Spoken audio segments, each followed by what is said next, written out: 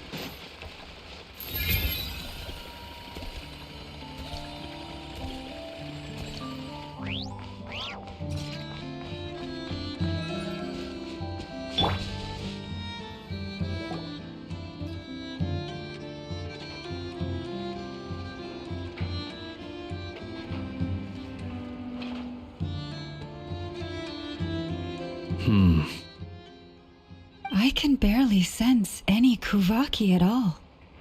This whole area feels like a soulless husk.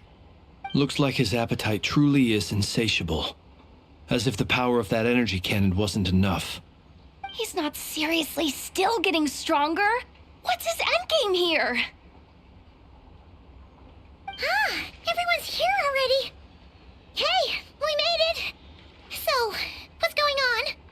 We've all been on high alert since we split up a few days back, expecting Rerir to strike again.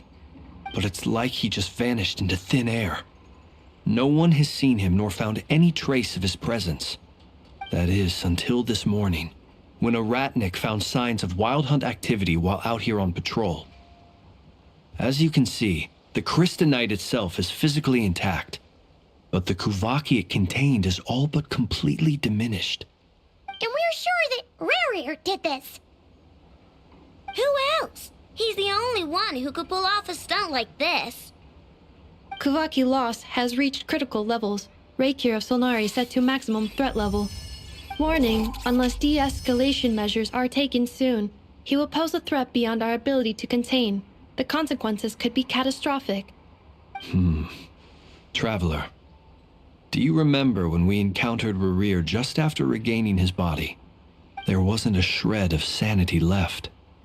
Nothing but madness and rage.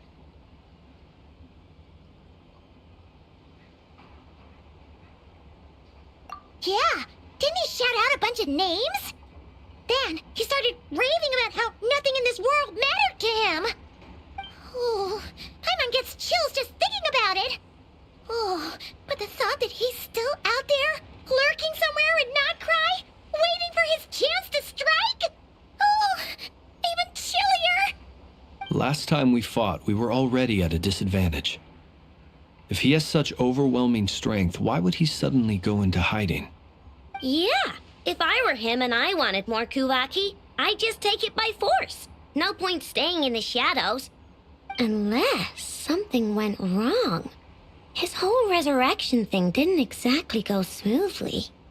The other thing is, how does someone who's completely lost their mind still have the wherewithal to cover their tracks so perfectly? Beats me. According to certain medical studies, insanity does not always entail a complete loss of rationality. It may be that he is simply living in a world of his own. That actually sounds about right. He was ranting away to himself the whole time, like he had zero interest in talking to us. There are many unanswered questions here. He could be right under our noses, and we'd still be in the dark. Besides his name and title, we know little about him. Certainly nothing about his past, or what he might be hoping to achieve. Exactly. And we wouldn't even know where to begin looking. Even Boss hadn't heard of the Rahir of Solnari before all this. I'd be willing to bet that even if we gathered together every scrap of intel in Nodcry, we still wouldn't find more than, 3 useful facts about him. So, if we do nothing, he'll just keep getting stronger. But if we want to investigate him, we have no idea where to look. Last time we had Marionette and her big robo-buddy to help us, and we still barely held our ground. If we had to face him alone... Oh, Paimon's head hurts just thinking about it. What are we supposed to do against a threat this big? Well, I do have a little hunch about his next move. Given that he attacked the quarry, I'd say it's likely he'll target other places rich in Kuvaki. Somewhere like the Eye of Krati, or the Pillar of Embla. One thing's for sure. If we just sit back and let him keep absorbing Kuvaki, we really won't stand a chance against him. A perfectly reasonable hypothesis. However, it is worth noting that these two locations are quite far apart. To investigate them both, we'll need to split up. I agree, we should split up. Right now, Rerir's goal seems to be gathering Kuvaki, not fighting us directly. Once we're done, let's regroup on Hisi Island. Wait, why Hisi Island? If I recall correctly, your largest goddess statue was carved from Kuvaki-rich ore, was it not? That's right. Yes, it could well be a potential target of his. I should head back and start evacuating the pilgrims.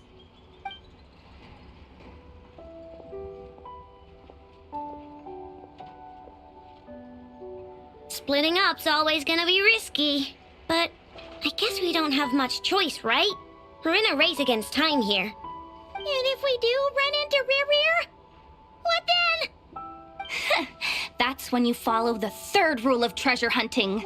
Run like the wind. Didn't you say the third rule was go with the flow? I don't know. Did I? Anyway, whatever. In this situation, go with the flow means go find backup. Agreed. If anyone finds so much as a trace of Rerir, do not pursue him. Get out of the area and alert the rest of us as soon as possible. We need to put safety first. All right, we'd better get moving. Come on, Anefa, let's go.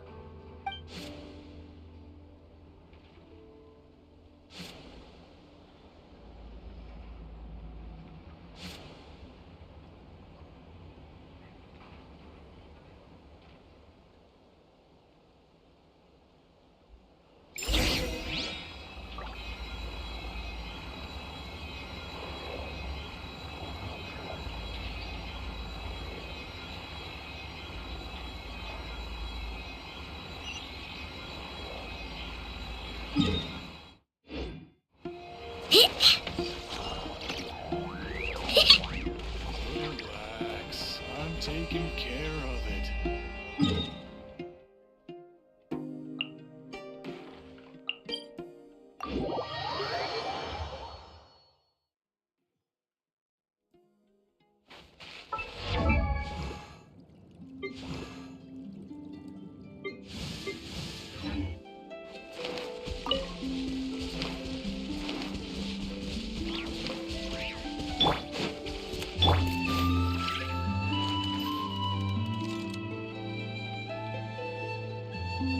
Any leads? Nope. Diddly squat. No clues to where he might be hiding. It's like he's a ghost. It feels like we're sitting on a powder keg that could go off at any second. Ugh, I hate this feeling. I'd rather face him head on than be left hanging like this. So, you guys didn't find anything either?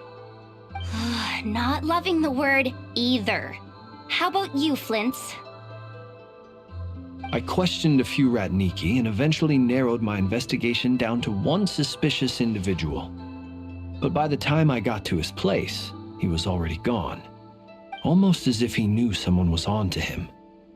Either that or he's just extremely cautious and doesn't stay in one place for long. He's been biding his time for a while now. The question is, where or what is his next target? No idea.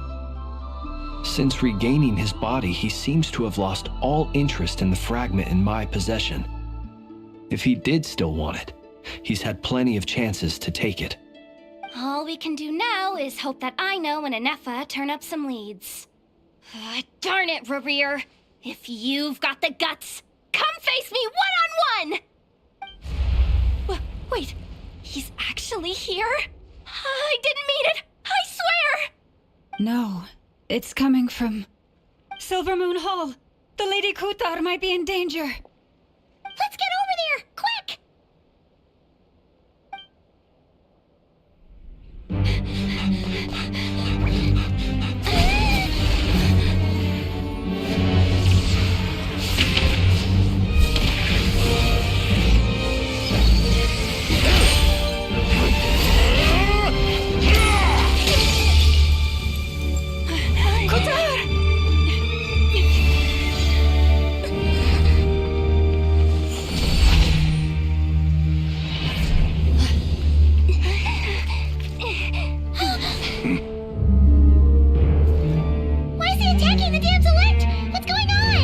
No time for questions.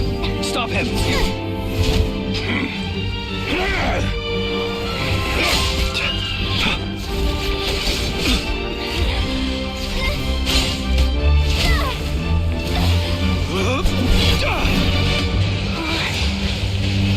This is insane.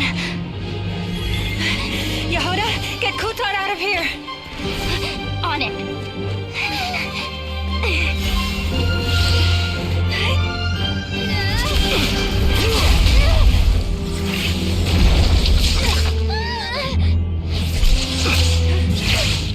Look where your feeble light has gotten you.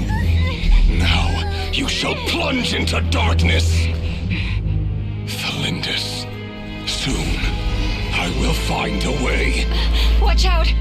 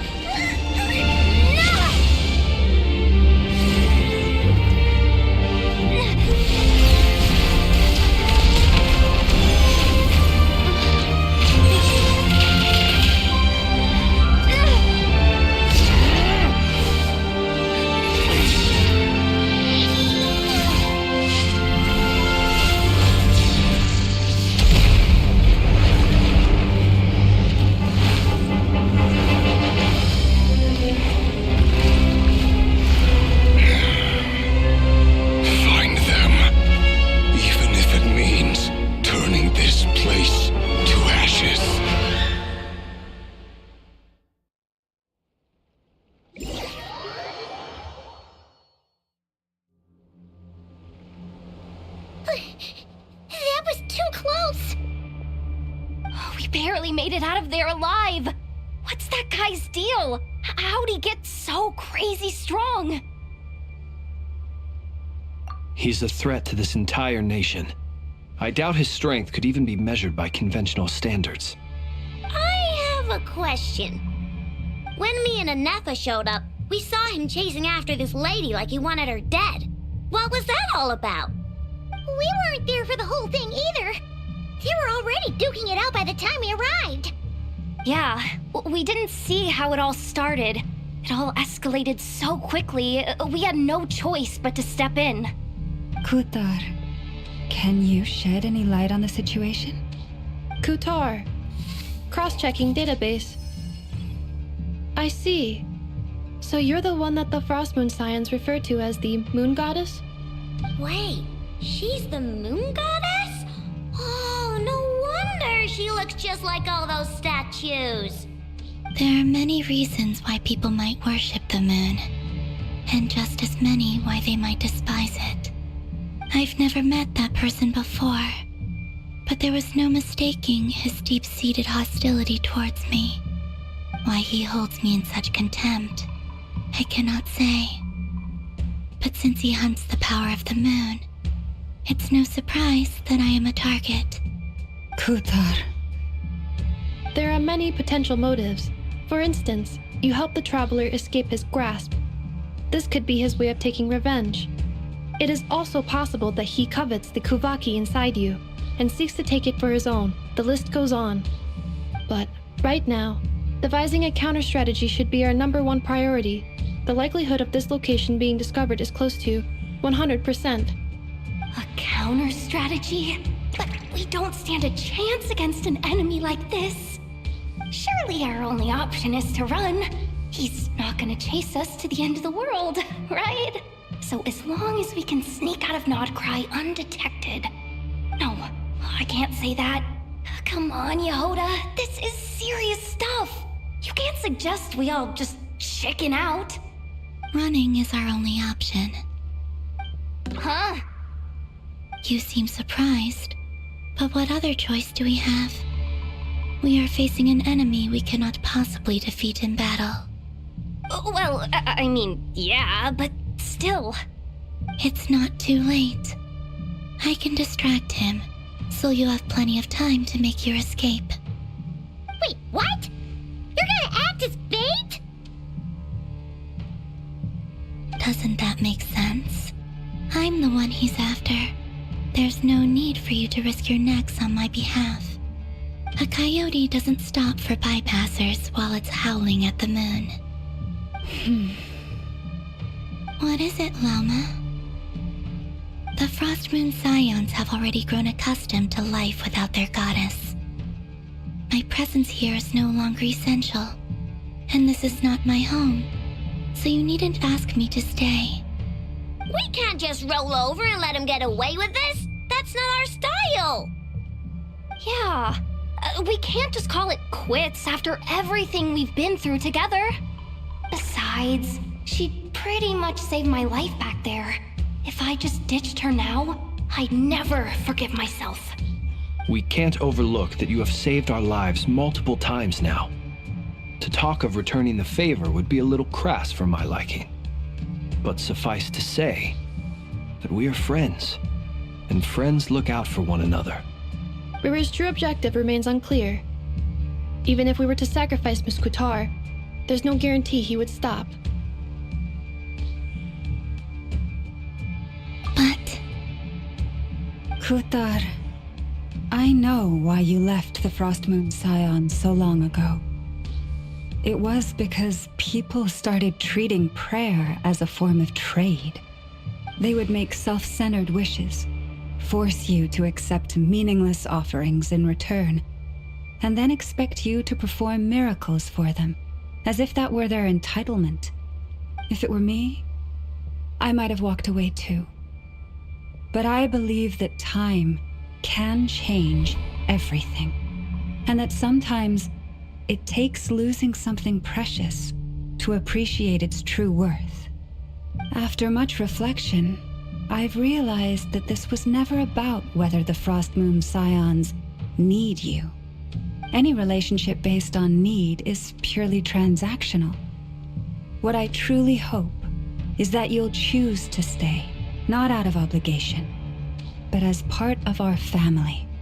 You were born here, and now you've returned. Who knows? Perhaps it was the moonlight that guided you home.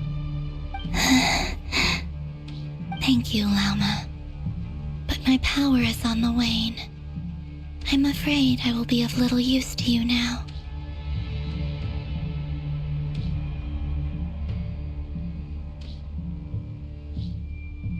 Very well then. I'll do as you say. Both times you saved us, we were transported across great distances in an instant. Is that one of your powers as the Moon Goddess? It is, but I find it very draining. I barely managed to pull it off just now, and it will be some time before I'm strong enough to do so again. Rejected by the world, my power is dwindling. Like a lake cut off from its source, slowly shrinking away. Now, it has almost run dry. What do you mean, rejected by the world? The 3 moons belonged to the ancient bygone era in which they came into being. From the moment I was born, the world itself has been steadily sapping away at my strength. The 3 moons are not one and the same. As the goddess of the Frost Moon, I cannot wield the powers of the other 2. Yet moonlight has a way of blending together. Each can reflect the other's glow. So when our fingers touched, I was able to restore my strength by drawing Kuvaki from the eternal moon's marrow. But this method of recovery is painfully slow. If only we could find the... It's the Wild Hunt! Even faster than we expected. We'll have to finish this conversation later. See how those Wild Hunt creatures are running away from us. They're likely just a scouting party, which means Rerir won't be far behind. Then what are we waiting for? Let's get the heck out of here!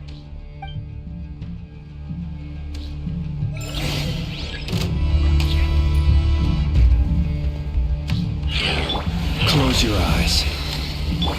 Chew on this! Ratchet! Beware the creatures of the night. Oh, they just keep coming! This is driving me nuts! Rerir's closing in on us. We need to pick up the pace. There's too many of them! And this time, we can't fall back on Kutar's house to escape! This goes on much longer. Feel the dark. Feel the dark. Preparing for dust up. Defensive mode engaged. With one heart, we pray. Receive my blessing. Beware the creatures of the night. Close your eyes. Be silent. Night falls. Ding dong, weather bomb! Ultimatum protocol. Installation chamber deployed. For the everlasting forest.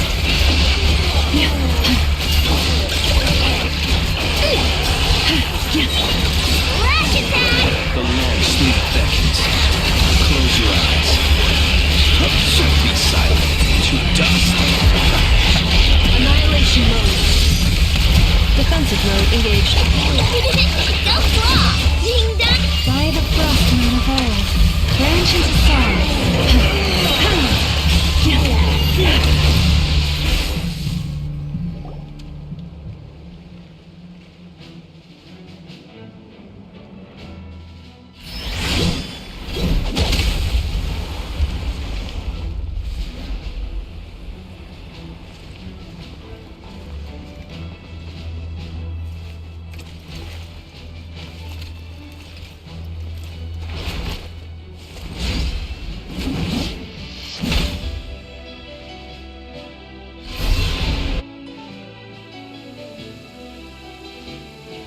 What's the matter? Bit off more than you could chew? Hold up!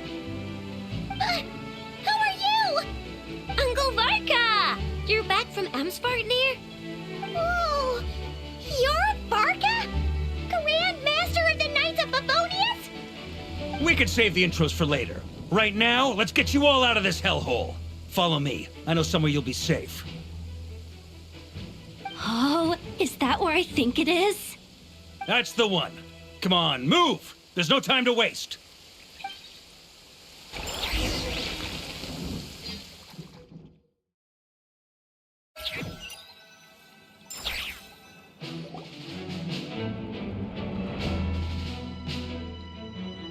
Wow!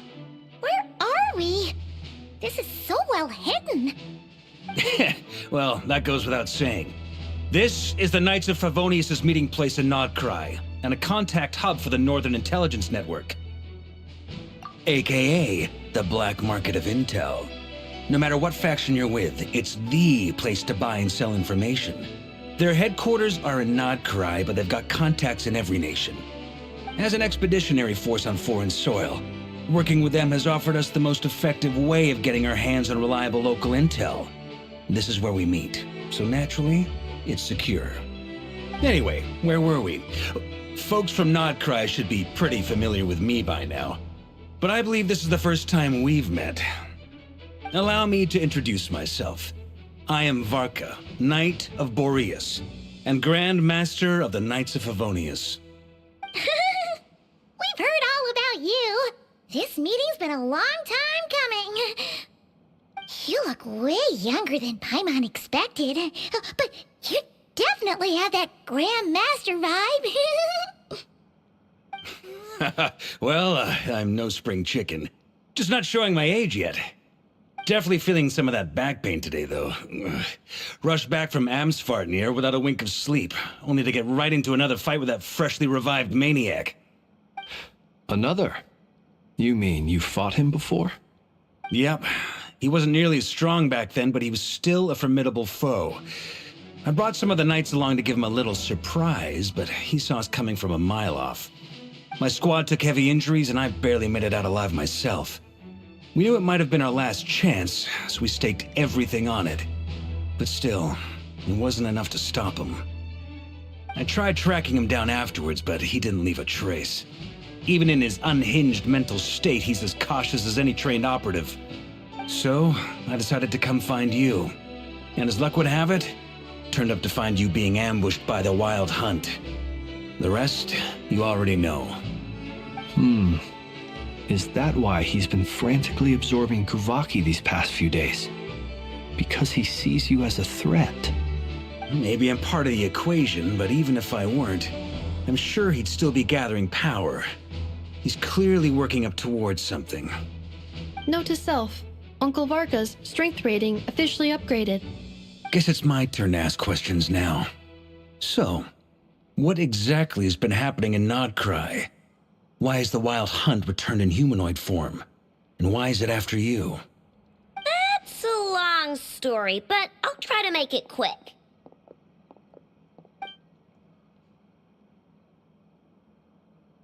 Wow, I had no idea so much had happened. Sounds like you guys have really been through it. So, the Kutar is actually a Fatui Harbinger. And all this Wild Hunt activity in Nodcry is the work of the Raker of Solnari, one of the 5 sinners. That's a lot to take in. Need some time to wrap my head around it all. I'm truly sorry, Mr. Varka. You stood with us against the Wild Hunt and did everything you could to stop it from escalating into a full-blown catastrophe. And then, the one time you're away, it all comes to a head and all your hard work gets undone. You've got nothing to apologize for, Miss Moonchanter. You can plan 100 steps ahead and still slip up. That's just life. No one knows what tomorrow holds. You can't predict which way the wind will blow next. And, to be perfectly honest, I can't say I'm surprised. For all the times we've defeated the Wild Hunt in the past, we've never been able to completely wipe it out. Turns out, we were just delaying the inevitable.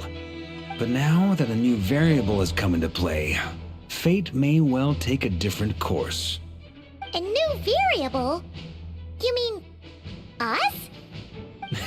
Who else? And in a strange way, I think his resurgence might not be an entirely bad thing. The Wild Hunt is like an unrelenting force of nature, but Rerir is an individual with an agenda. He's gotta have a weak spot somewhere. That said, while I was explaining everything just now, some of the points that Mr. Flint's added caught my attention. You mean about our mystery ally? That's right. From what you've said, not only did they lead you straight to some key files, they also shielded Hisi Island from a lethal Kuvaki blast. I don't know who or what could pull something like that off. Heck, even Miss Columbina doesn't have a clue. I hadn't heard the story about those files. Would you mind repeating their titles for me? Wild Hunt Phenomena Log, a Nodcrian Ratnik's Field Journal, and Kuvaki Survey Log. Oh. No. Still doesn't ring a bell. Another dead end. Guess all we can do now is hope that our mystery ally keeps showing up when we most need them. Still, it's safest to assume they won't be intervening again. From here on out, we'll have to resolve this crisis by ourselves. Your intel also explains something else I've been wondering about. The reason I led my team to Amsfarnir was because we'd had reports about a possible source of the Wild Hunt showing up there. But once we looked into it, it turned out to be a red herring. I don't know who was behind it, but clearly, it served its purpose. I doubt it's by chance that he happened to make his comeback while my attention was diverted. And from everything you told me, it sounds like his scheming began well before his return. So maybe luring me away was all a part of his plan. But is it even possible that he orchestrated all of this by himself? The Moon Maiden and the Raker of Solnari, Nodcry of all places. The way everything is unfolding, it can't be a coincidence. So, what do we do now? Got any ideas? Right now, we've got at least 3 things to consider. Let's go through them one by one. First, we need to figure out how to take down Rerir. If we can't beat him in a straight-up fight, the rest won't even matter.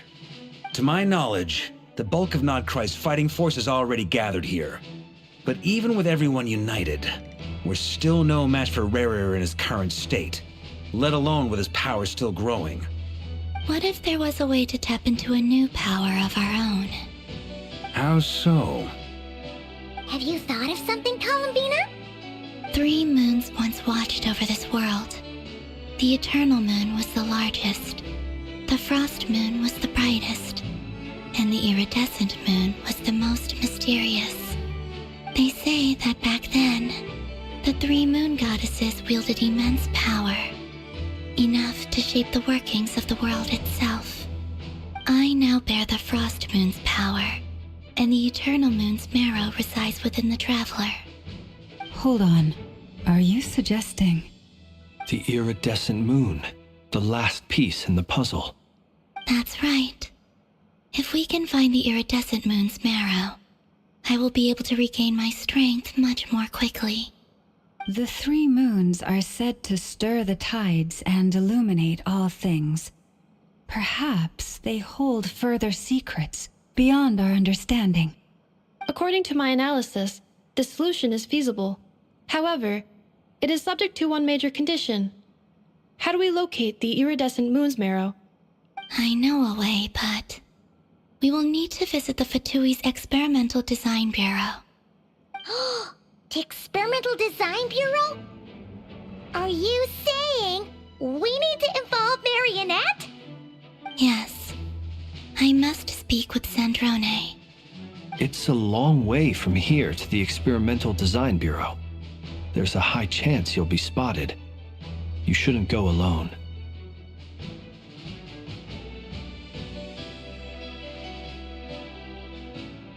Then that's settled. Next up, our second priority. Somehow, we need to figure out Rerir's end goal. As you saw for yourselves, when he was still in his Wild Hunt form, everything he did was for the sake of recovering his body and resurrecting himself. His first act since then, after laying low for a while, was to try and assassinate this young lady. People's obsessions often reveal their greatest vulnerabilities. There must be a reason why he despises the moon so deeply. Perhaps it sheds some light on his title, the Raker of Solnari. The Wild Hunt has plagued Nodcry for centuries now. If we want to stop it for good, we have to get to the root cause of what's driving it. It's true. We still know very little about him. If Kuthar hadn't given us that lead, we wouldn't even know his name. But where would we even start? I doubt even the Intel Queen of Nodcry has a clue, and she has info coming out of her ears. Oh? That's a rather hasty conclusion for someone who's so painstakingly meticulous when it comes to dealing with machines. Ah, she heard me.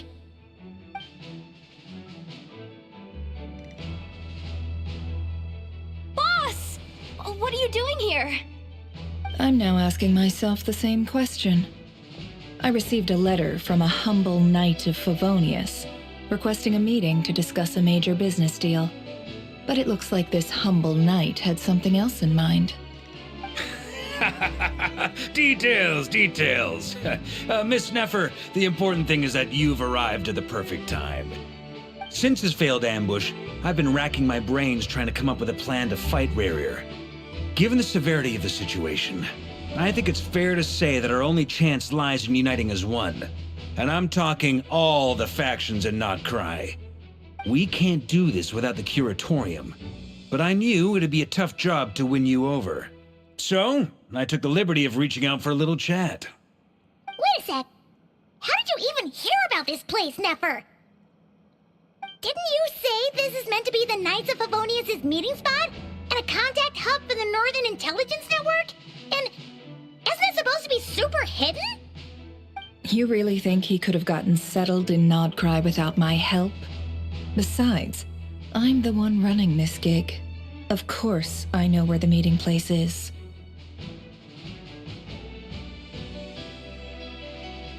Allow me to introduce the current head of the Northern Intelligence Network. If it's intel you're after, she's your woman. Pretty much seen and heard it all. Please spare me the flattery. Let's cut to the chase. Seems like you've run into some trouble, huh?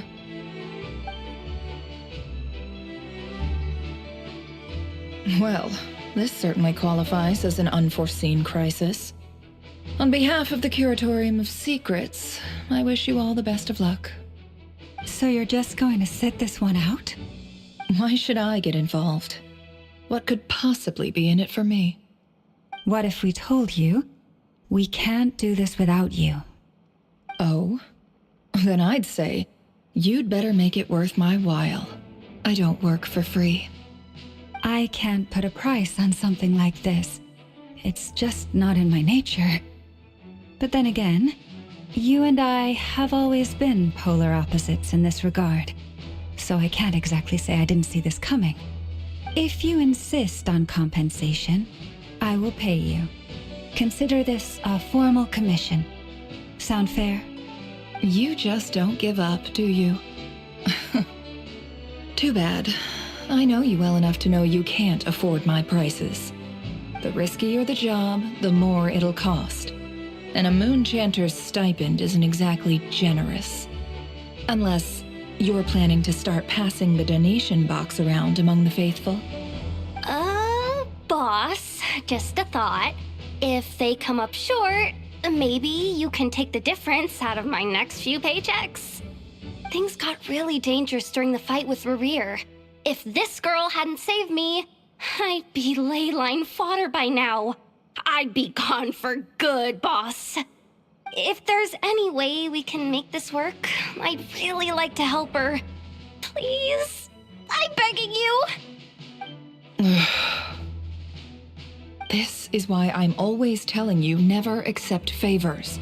They are the hardest debts to repay.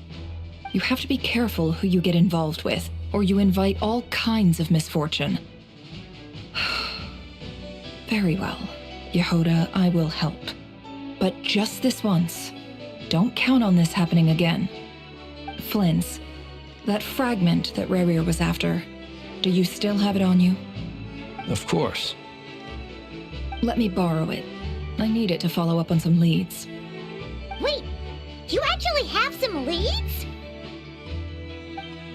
Shh. This is top secret information.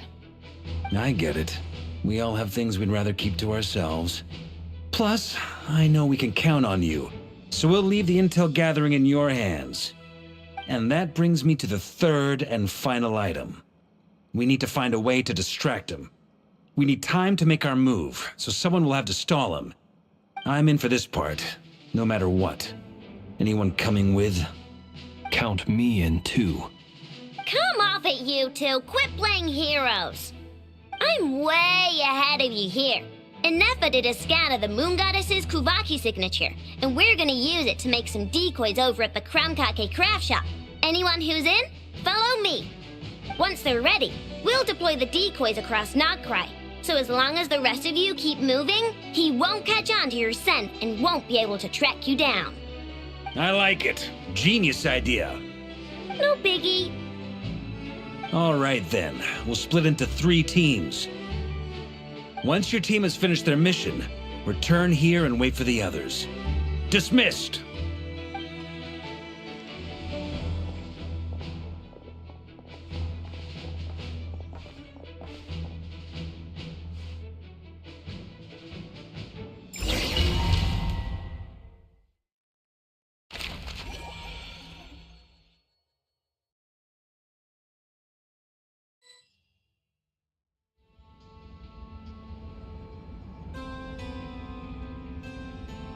Lady Damselette.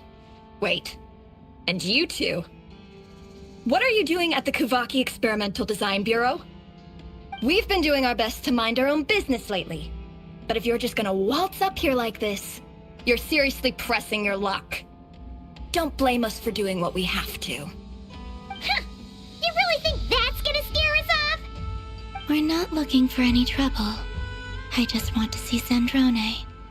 Do I need to remind you that you're still a wanted fugitive for deserting us? Out of consideration for our former ties and the crisis we're all up against, we'll let you leave in one piece. But don't even think about trying to get inside. Let them in. But... Are you going to make me repeat that? no, my lady. Zandrone seems to be in a good mood. Must be maintenance day.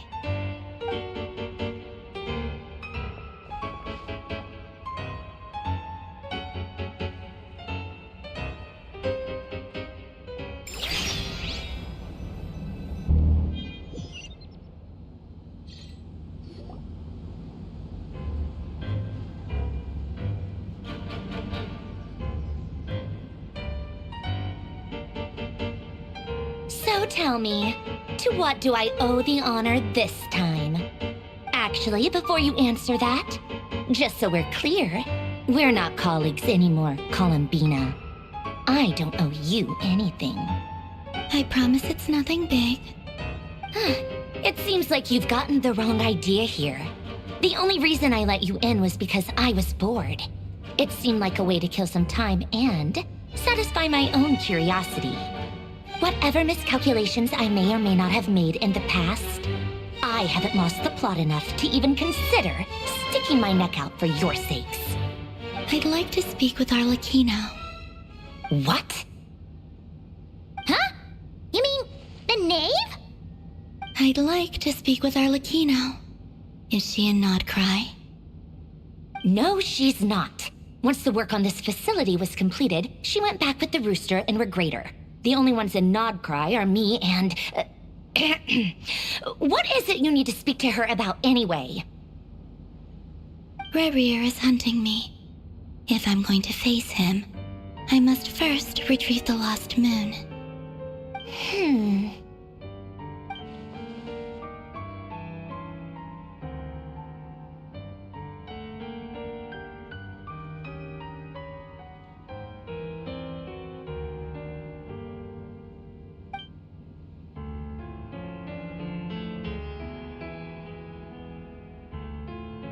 Is that a no, then?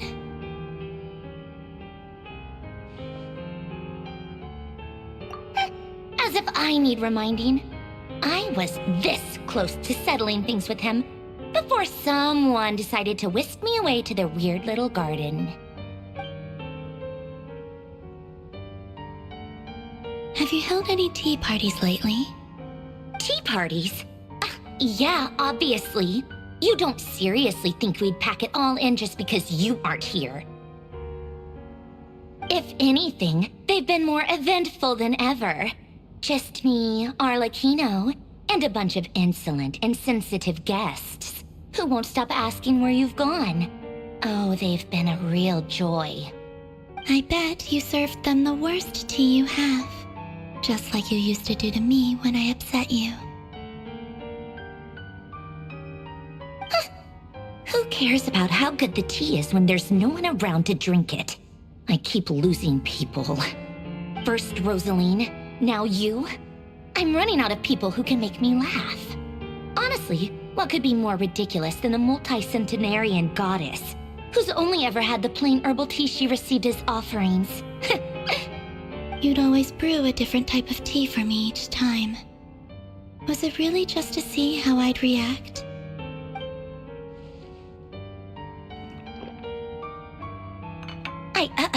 Well, duh. Why else? Watching you squirm was practically my only form of entertainment.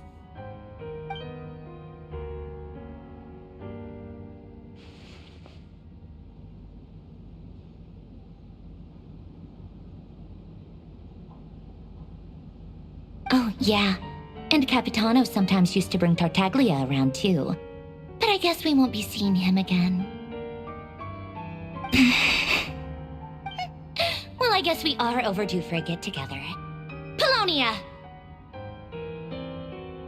Have Febronia pass a message to Arlecchino for me. It's time for tea, will suffice. Pass along a message for me, too, if you would. My body cannot contain the marrow of 2 moons, so I'll be leaving one of them in her care. Excuse me? Who said you were on the guest list? If my tea meant that much to you, maybe quitting the Fatui wasn't your brightest move. Back when you were under the Tsaritsa's protection, no one would have dared come at you so openly. But that protection didn't come for free. In fact, I paid dearly for it. At the end of the day, it was just another transaction. I just got tired, that's all. I never wanted any part in their grand ambitions, and I've had enough of being treated like a bottomless supply of power. It brings back memories from the old days, when I was still worshipped as the moon goddess. Centuries on, it may be a different group of people, but I see the same greed in their eyes. I figured you'd leave eventually. You didn't have as much of a reason to stay as I do. The Tsaritsa gave you shelter and protection, but that was it. Nothing more, nothing less. Meanwhile, the Fatui demanded everything from you in return, until it was more than you could bear. I get why you left. And frankly, I have no interest in dragging you back just because the higher-ups told me to. But if you keep hanging around with this riffraff, the next time we cross paths, we might be enemies for real.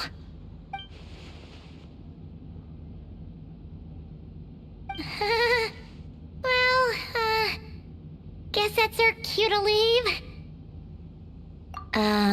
That might be your plan. But it sounds like someone else wants you to stay a little longer. Huh? What do you mean? Listen.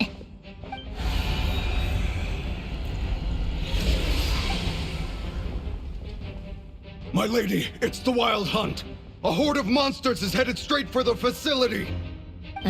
Another uninvited guest trying to crash my tea party. Clear the area. I'll handle this. Wait, what? You want us to leave you here by yourself? You'll be lucky to make it out of this alive. You really think you can afford to worry about me? Go on, get out of here. You may have stopped Polonia from crushing him last time, but I've made sure that won't happen again. The entire Experimental Design Bureau is rigged for war. Stay and watch if you want, but it'll be at your own risk. You're not flagged as friendlies in the weapons system. Don't tell me what to do! Look, if you're leaving, make it quick, or you'll just get in my way. There's a secret passage on the second floor. It'll take you right to the plains out back. Stare all you want, Columbina. You're not getting another invitation to my tea party. I know. But thank you anyway, Sandrone. This is exactly why you shouldn't hang around with those people. All their melodrama and sentimental nonsense is rubbing off on you.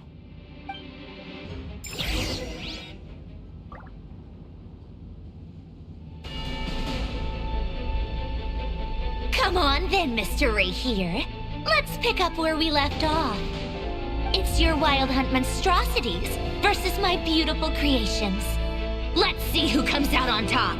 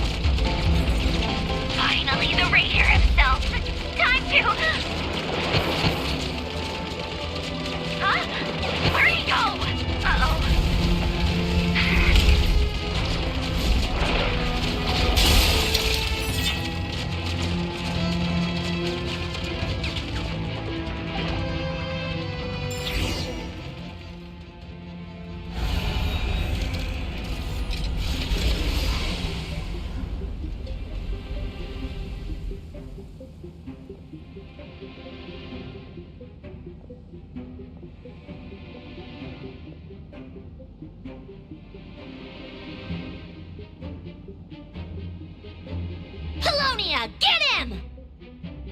I've upgraded Polonia again since our last encounter, and uploaded every last scrap of your data. So let's finish this, once and for...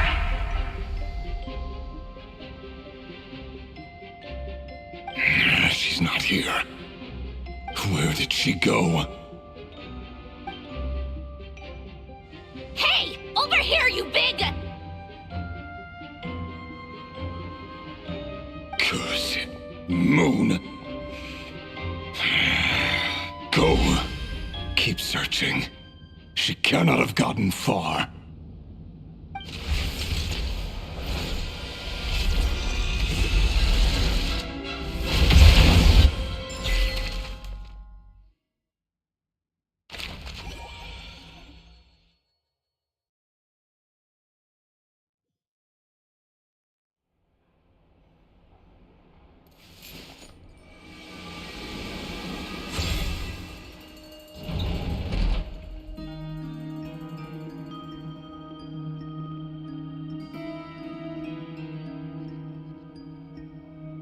So this is your method for investigating Rarir's past. It almost looks like some kind of ceremony. Good deduction. But it's quite a different affair from what you're used to with the Frostmoon Scions. Whoa! First time I've ever been in here. Boss always said it was off limits, so I pictured some kind of creepy dungeon. But it's actually kinda nice. Oh, I guess this must be Sumero decor? That's where Boss is from. And that nice shopkeeper who sold me my treasure compass. I'm not sure exactly what you've got planned, but it looks like you're all set. When do we begin?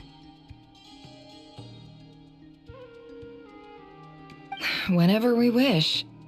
But for some reason, I've got a feeling this isn't going to end well.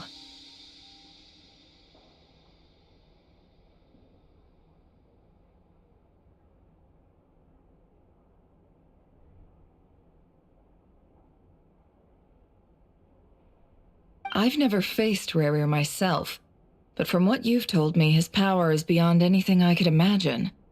I, on the other hand, am just an ordinary businesswoman.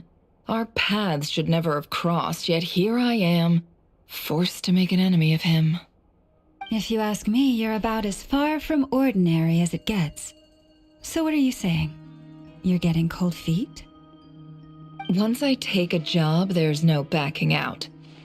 Still, I have to ask myself if the power I'm relying on will even work on an opponent of this caliber. And also how to make sure I come out of this alive if things spiral out of control. Death is the one thing we can take for granted. It is the great equalizer, however fortunate or unfortunate we may otherwise be. So it's important to consider how to spend what lifespan we have left. Come on, boss. Lighten up. Quit talking about death. It's bad luck. For once, I agree with you. When you're up against a foe like Rarir, there's no such thing as being too prepared. Is there anything I can do to help? That won't be necessary. I've already made up my mind. Time to cash in a precious favor I've been saving for a rainy day. Yehoda, I need you to find someone for me. The sooner the better. Find who? That shady merchant who sold you an overpriced treasure compass the other day. Come on, boss. You're pulling my leg again. In what way is she shady? She showed up when I was completely lost and sold me a neat little gadget that was exactly what I needed. Trust me, she's a good person. Anyway, I know who you're talking about. Don't go anywhere. I'll be right back.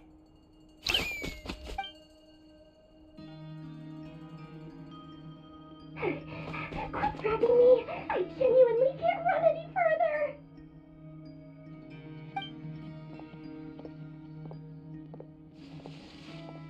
Hey, aren't you? What is it? What's the big rush? You dragged me out of a dream where I was literally swimming in Mora. I'm charging double my usual attendance fee. See, look how easygoing she is.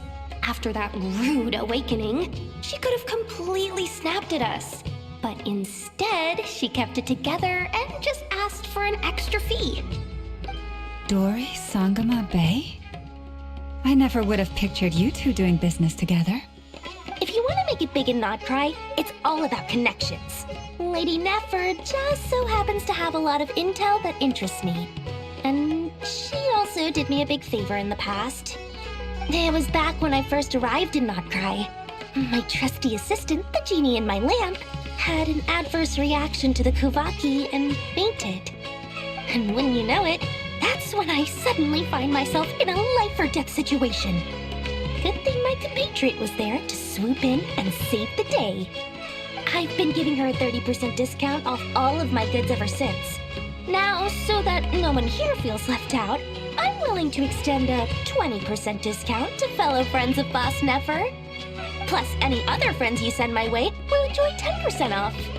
What can I say? The great Lord Sangama Bay is nothing if not generous. So, let me guess. You've run into some trouble? I've got everything you could possibly need. And the more you buy, the more you'll save. You guessed correctly. What have you got in the way of survival gear? The one type of gear I've never been short on. What are you looking for? A jetpack fresh from the Academia's labs? An ancient suit of armor dredged up from the bottom of the sea? At the very least, I need to know what kind of opponent you're dealing with here. If even you're worried about staying alive, it must be pretty serious. What if I told you it's someone with the power to bring a nation to its knees? Is that so? Then we really are talking top-shelf treasures. I don't have anything like that in stock right now. I'll have to ask my supplier. Your supplier? A powerful woman, make no mistake. I can't reveal her identity, but luckily for you, I hear she's planning to visit Not Cry in the near future. If you're willing to wait, I can ask her when she's here. Can't say exactly how long that'll be, though. Then let me put it another way. What would you do if you encountered an enemy like that? Roll over and serve yourself up on a silver platter? Of course not. I have a handy little trinket from one of my generous suppliers, which... Hold on. What exactly are you getting at? No. This is for my personal use only!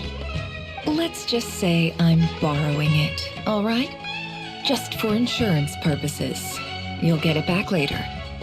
Favors are the worst kind of debt to owe, and now you've got a chance to repay one. A win-win situation, don't you think? Fine. You can borrow it for 5 days. No, make that 3. And for every extra hour after that, I'm charging you 1,000,000 mora. Deal? Deal.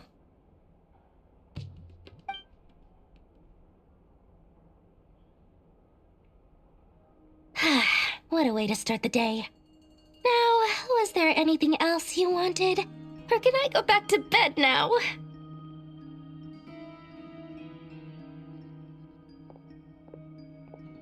That will be all. Take care now. Don't trip up on your way back, friend. See you later! You're my favorite shopkeeper.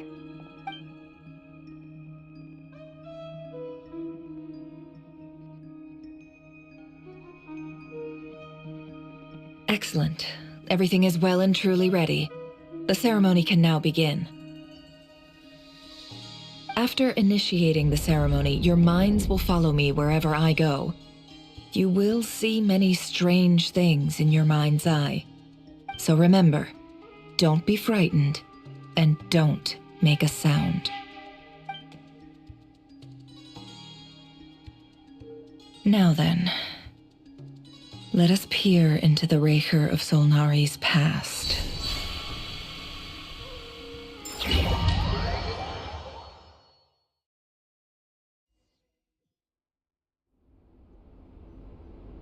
I made it. I don't recognize this style of architecture. Must be Conrian.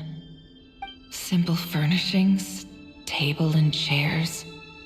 It's a more ordinary house than I might have expected. Looks like the fearsome Raker of Zolnari came from surprisingly humble beginnings. Unless this passed for luxury in Conria. Unlikely. It was said to be a very prosperous nation in its heyday. Anyway, I'll keep exploring.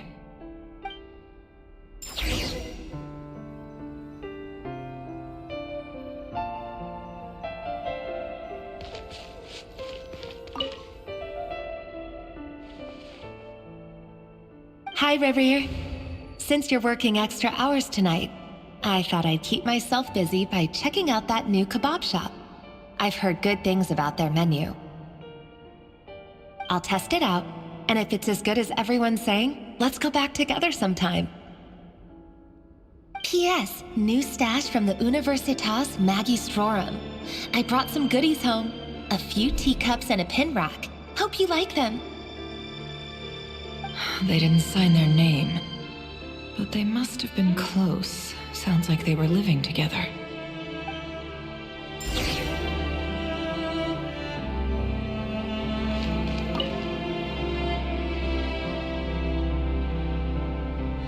I went over to Joseph's for drinks today.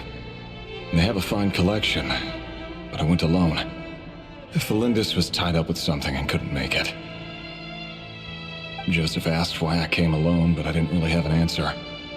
He then went on to ask about other things. If you ask me, someone who asks that many personal questions is too nosy for their own good. But if he invites me again, chances are I'd still go. Felindis. That's the same name Rerir mentioned. Crane imports keep falling. If things don't pick up, we'll soon be back to meat and mushrooms only. Honestly, I'm not a huge fan of that new type of mushroom everyone's been into lately. Didn't it start out as a lab-grown variety? I heard it's even mildly corrosive. Seriously, why would you even eat something like that? I don't care if it's an impressive feat of alchemy. That just isn't the kind of thing I like to eat. Grain has to be imported, and they're eating a diet of mostly meat and mushrooms. Could it be because Conria is underground, so it doesn't get much sunlight? That would explain why they use so much stone in their buildings. They even use alchemically modified strains for food.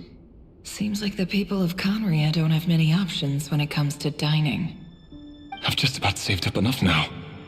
Time to buy it and keep it somewhere safe.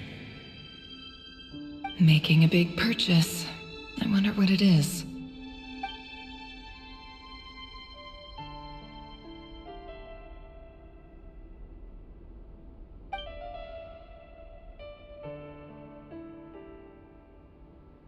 He really is a professional. No wonder he's so good at covering his tracks. Despite what he's become, it seems like he's retained certain habits, at least in this regard.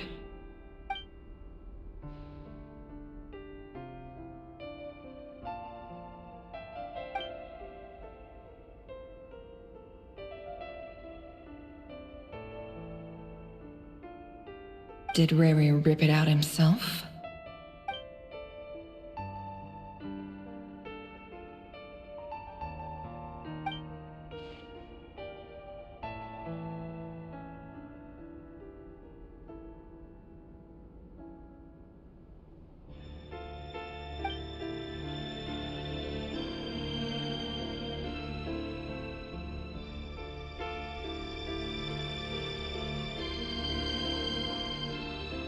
Before I met you, I was convinced that my heart was nothing more than a stagnant pool.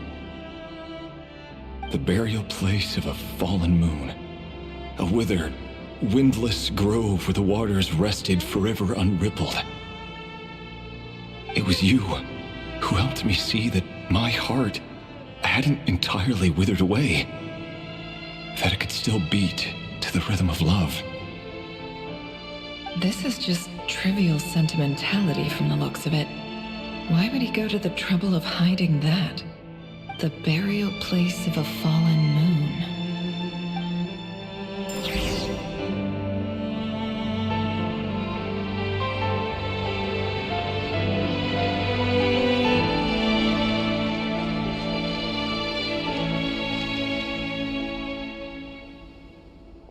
Reverie, over here. Dane! Oh, and, Vedaflin here? What a surprise to see you here, sir. Hello there, Rerir. You need not address me so formally outside of court. He doesn't get that much free time, so I invited him over for a drink. Even the court prophet deserves a break every now and then, right? Well, I'm flattered. So, what are we discussing today? Hey, don't look at me. As far as I see it, we don't need an excuse to have a few drinks. Come on, don't give us that. Didn't you say you were about to pop the big question? How's that coming along? Who'd have thought the great Twilight Sword was an even greater gossip?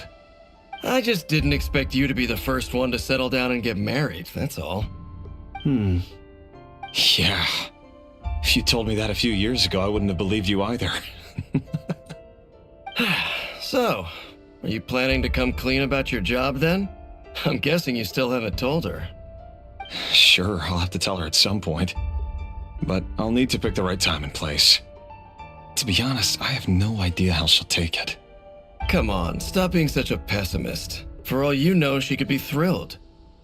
I bet she'll be much more impressed by your actual job than the one she thinks you're doing now. A member of the King's Guard. Quite the cover story.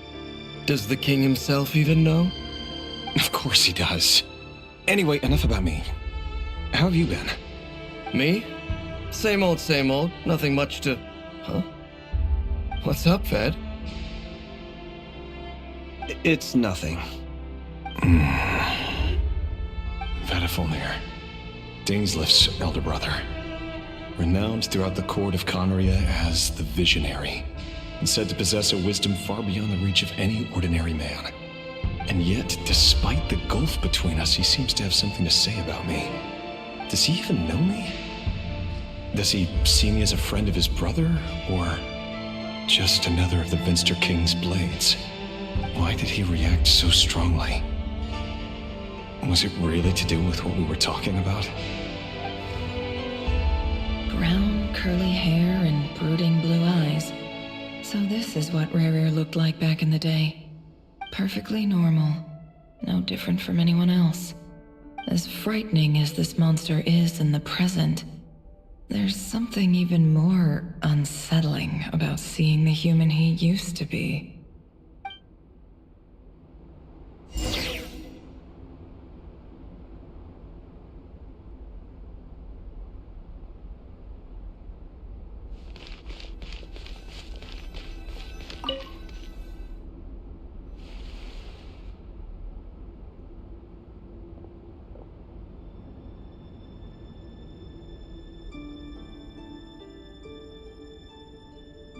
Felindis? You're back early.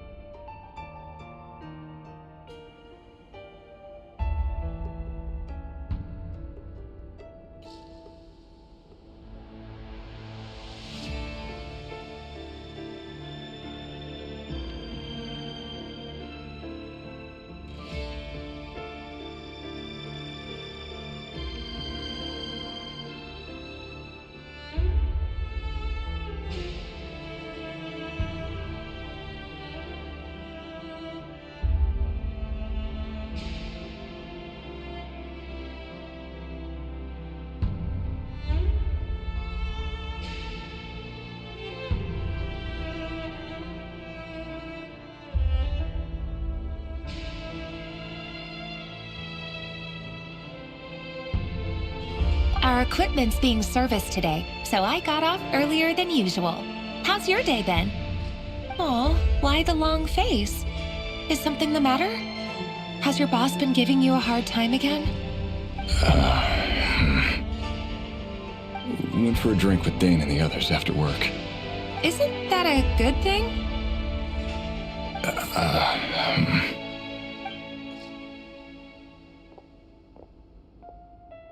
Vedafilnir showed up today, too. You know, Daneslif's older brother. Ah, Mr. Vedafilnir. Yes, I've heard of him. They say that everything he says ends up coming true. He overheard Daneslif mention that I'd recently proposed, and seemed to have an issue with it. But when I asked what it was, he kept it to himself. So, you're worried? You could be such a child sometimes, Revier. We're nobodies. Why would the Visionary be concerned about us? I'm sure someone in his position has much bigger fish to fry. Maybe you're right. You worry too much, Revier. We've been together for ages now, and everything's been going so well, has it not? You've even proposed to me. So, you do remember. Tell me then. What's your answer? Like I said, I need some time to decide. You can't just rush into things like this. We may be nobodies in the grand scheme of things, but if we want things to work out, we've still got to plan ahead. All right. Take your time. Just don't keep me waiting forever. Nobodies. Sounds about right. In the eyes of people like Vedafilnir and Daneslif, what do we matter? Can someone whose gaze is so fixed on a far-flung future even see the present clearly? Besides, the dynasty's fate rests with the king and his inner circle. Whatever I do, it won't make much difference. Meanwhile, every idea they come up with and every decision they make, it affects everything. These days, the king is lost in his research, and the purge of the Crimson Moon bloodline grows ever more intense. The opposition tried to speak out, but nothing came of it. And I'm under no illusions as to why. Because we eliminated them and got rid of their bodies.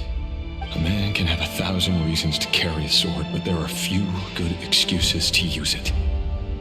Yet the king has never even considered a gentler approach, and he never will. What becomes of someone who kills on another's behalf? Can he ever find true peace?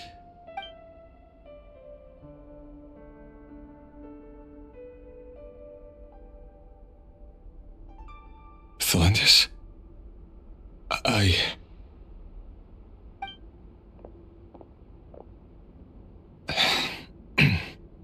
It's nothing. You were right. Fate has never smiled upon nobodies like us. But by the same token, it's unlikely to bear a grudge against us either. There's no reason we can't keep living happily together, cherishing the simple joys of each day as they come. See? You just need to stay positive, Revier. I can feel your warmth, your breath. You're right there, right by my side. Just seeing you makes me happy in a way I can't explain, and that's something that no one could ever take away from me. So smile, my love. Let go of that frown. You're right, Thelindis. I've just been overthinking things. That's better. Getting caught up about things like this will only ruin our evening. Speaking of which, all set for the ball tonight? I need to go get ready. You go ahead. I just have a few things to take care of, then I'll come join you. Even busier than the big shots, huh? Fine, I'll go get started. But don't be late. If you keep me waiting too long, I won't be a happy bunny. Relax. I'll be there. Seriously, though, you drive a hard bargain. You're really gonna leave my proposal hanging and still expect me to take you to the ball? Well, that goes without saying. I already told everyone I'd be coming with a dance partner. Besides, they're two completely different things. Let's take it one thing at a time, all right?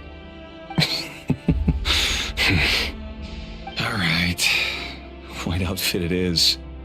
It seems like Rerir was deliberately hiding his ties to the intelligence services by giving the impression that he was just an ordinary member of the Vinster King's Guard.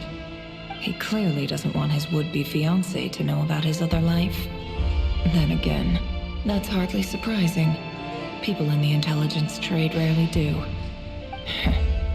Who'd have thought we were in the same line of work? Let's dig a little deeper.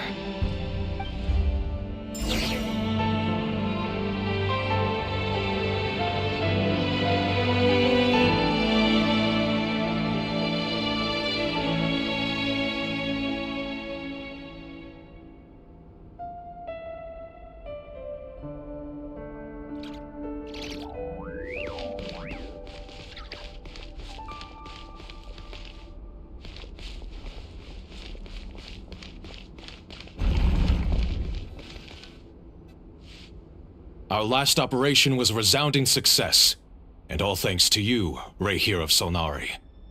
In total, we apprehended 32 dregs of the Crimson Moon, and 67 accomplices.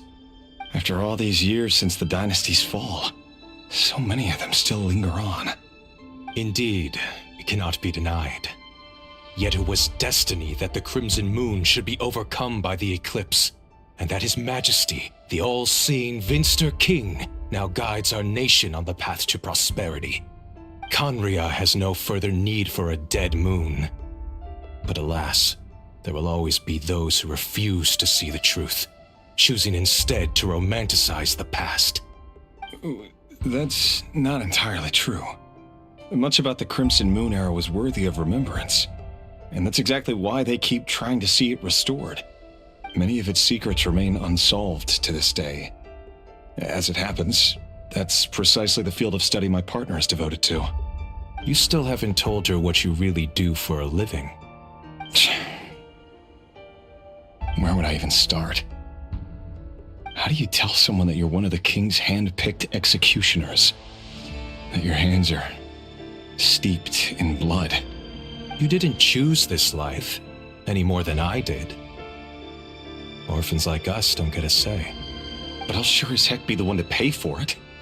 Speaking of which, we need to be more rigorous in the way we identify direct descendants of the Crimson Moon. Someone, it seems, has strong opinions about my future plans. Most likely my marriage in particular. I have a feeling that we may soon become targets of the Crimson Moon's retribution. Your concerns are not unfounded. They've taken out many of our colleagues these past few years, and for that very reason. These are no helpless lambs we're leading to the slaughter. They're wolves in sheep's clothing. Take care, Rehir of Solnari. I look forward to toasting you at your wedding. Thanks, Thorkel. You look after yourself, too.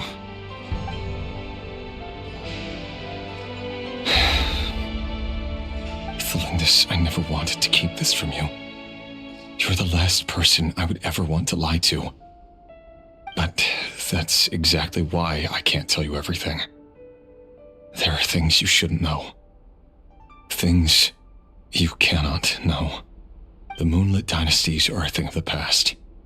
Yet even now, with the sun shining high in the sky, there are those who would call forth a dead moon's ghost. Could that be why Vedalfnir held back? Or was it because of some court secret he's not at liberty to share? I have to get a clear answer from him. No matter what happens, I will protect Thelindis. Rerir seems to be very concerned by Vedalfnir's reaction. Vedalfnir and Dainsleif, the Visionary and Twilight Sword. So that's what they were really like. I've investigated this whole area now. There doesn't seem to be any other memories here. Should I try somewhere else? Wait a second. What's this black smoke?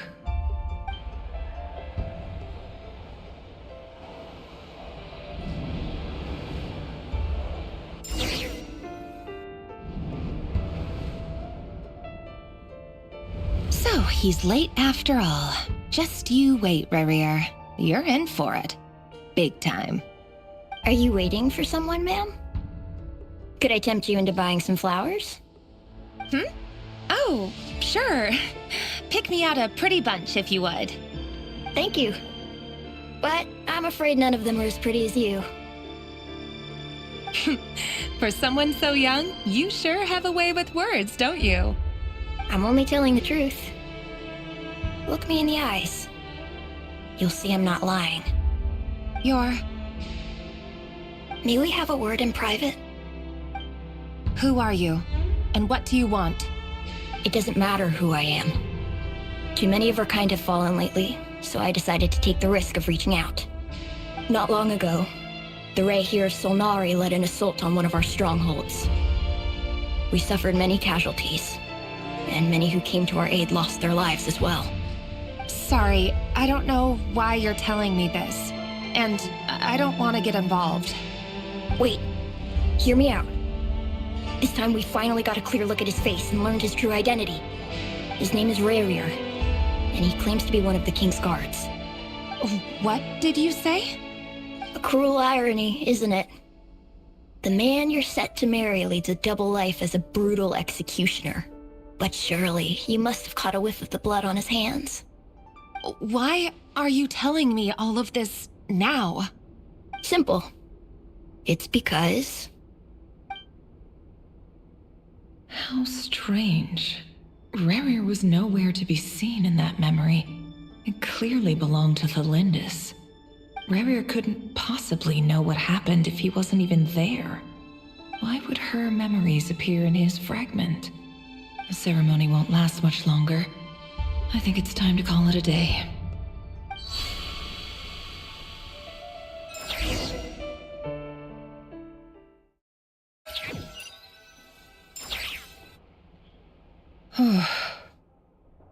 So that was your doing?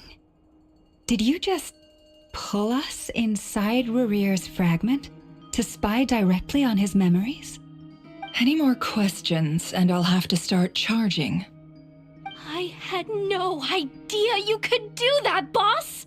Seriously, that was amazing! We're not worthy. We're not worthy! I gotta admit, though, I'm itching to see what happens next. Feels like we barely scratched the surface. I'm just as curious as you are, but the ceremony only allows for limited time inside. That's all we can see for now. Luckily, we managed to learn quite a lot. So far, so good. I just hope the others are doing okay too. Especially the group with the Traveler. Their mission is a risky one. Let's hope it's all going smoothly. If you're worried about them, go see how they're doing.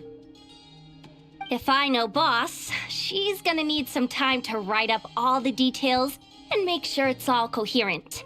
I'll stay behind to lend a hand, but feel free to head back and meet up with the others.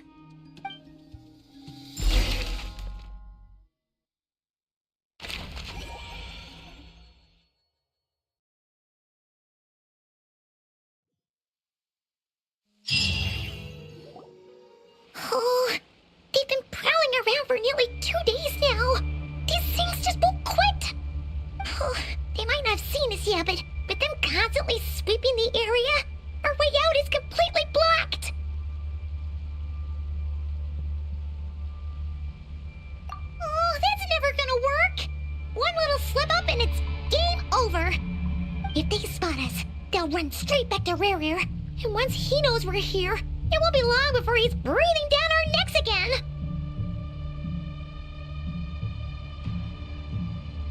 Oh, guess you're right. All right, time to zip it.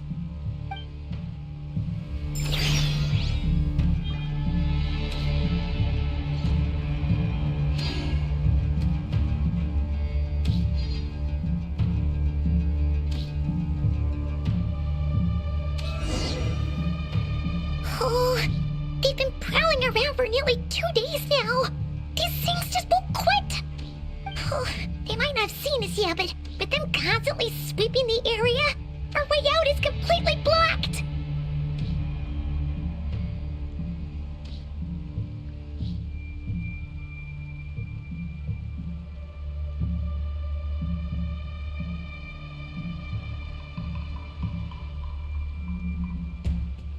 Oh, that's never gonna work.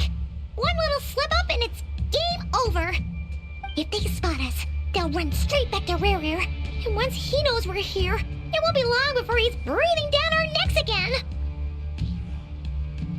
Oh, guess you're right. All right, time to zip it.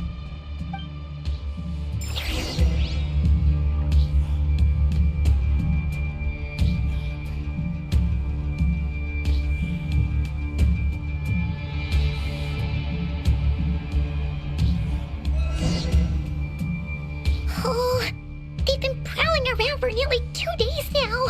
These things just won't quit. Oh, they might not have seen us yet, but with them constantly sweeping the area, our way out is completely blocked. Oh, that's never gonna work. One little slip up and it's game over. If they spot us, they'll run straight back to Rerir. And once he knows we're here, it won't be long before he's breathing down our necks again.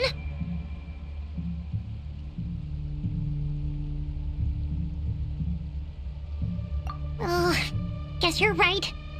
All right, time to zip it.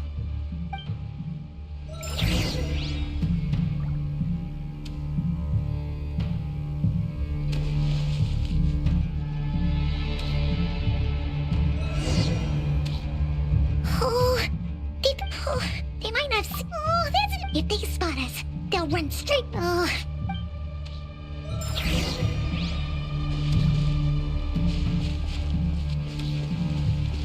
Quick, hide! We almost got spotted! Phew! That was a close call.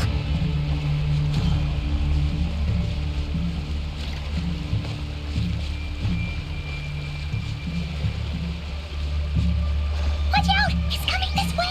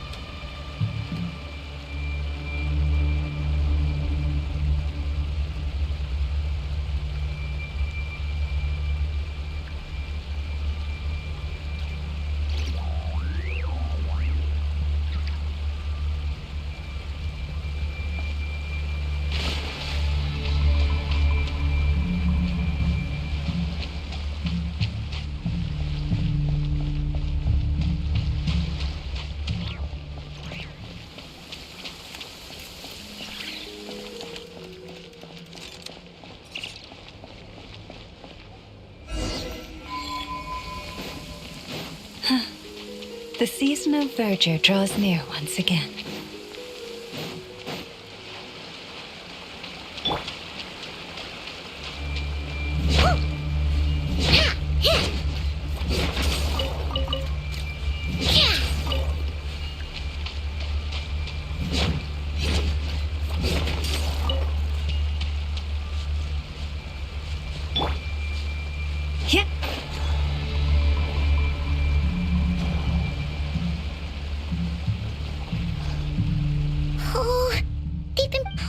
They might not have seen us yet, but oh, that's never. If they spot us, they'll run. Oh.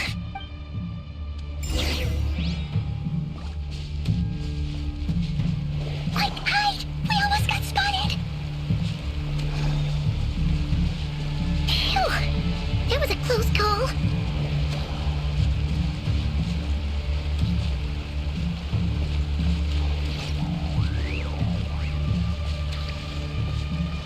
Watch out! It's coming this way!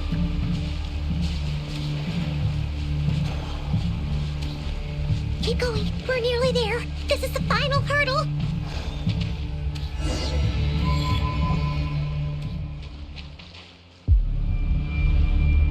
Oh,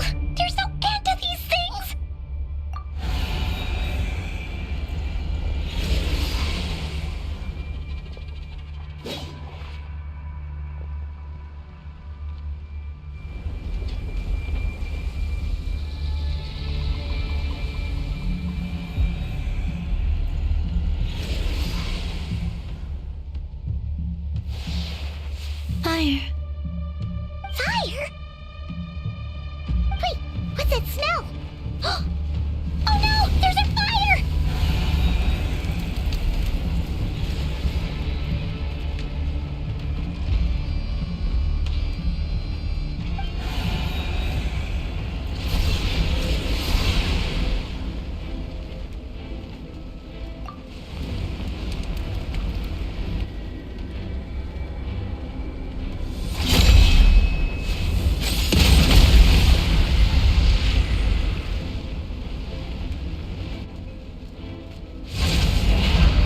Sandrone was right.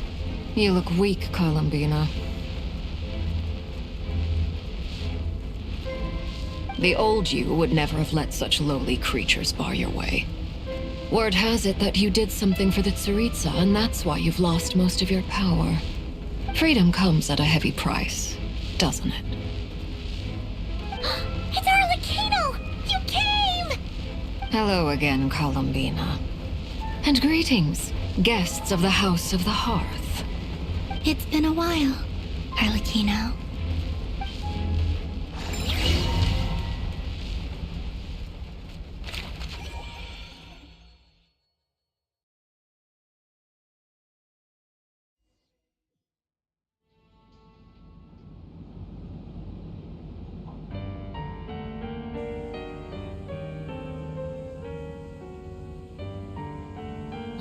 Stupid right here of stupid Solnari. Ugh, whatever. I've got all the data I need. Next time we meet, you're finished. He sure doesn't pull his punches. Excuse me, do you need a hand? You can do me a favor by staying out of my way. Can't you see I'm busy? Wait a minute. I recognize that voice. Hello, Miss Sandrone. Father sent us over to help. How considerate of her. Hey, Fremine, get over here and help me fix this. Lenny, you do your thing. Just keep your sister away from my machines. Nearly every machine that Catgirl touches ends up going haywire. Go put her on cleaning duty or something.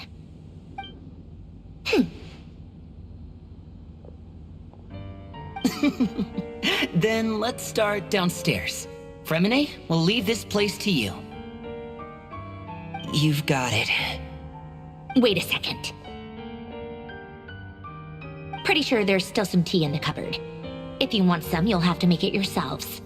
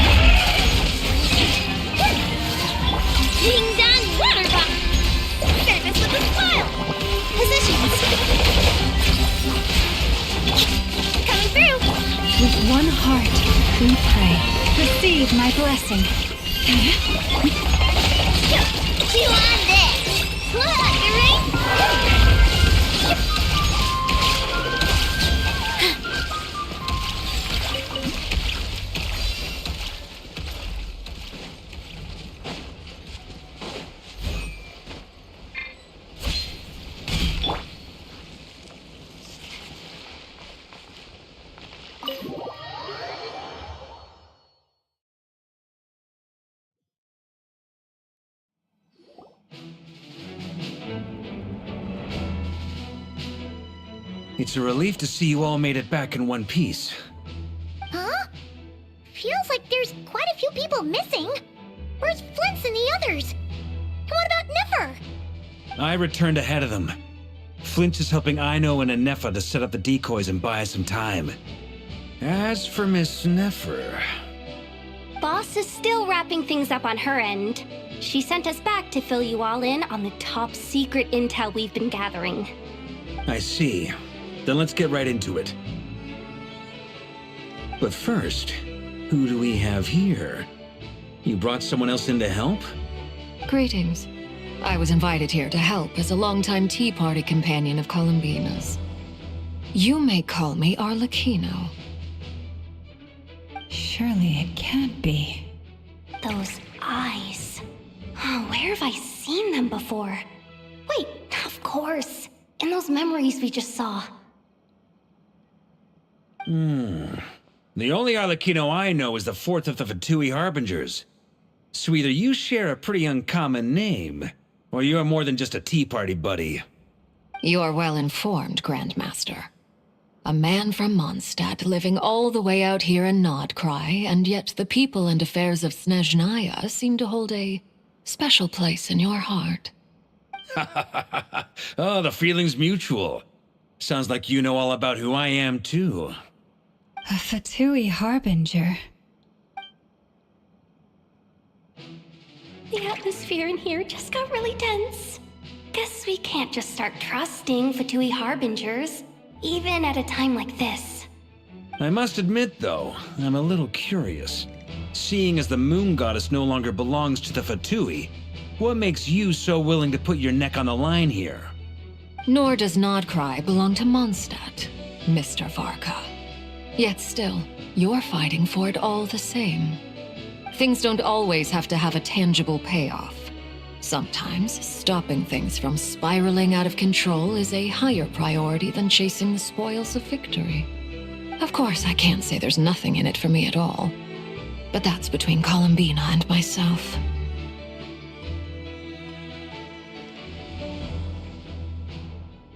Forgive me, I don't mean to doubt you.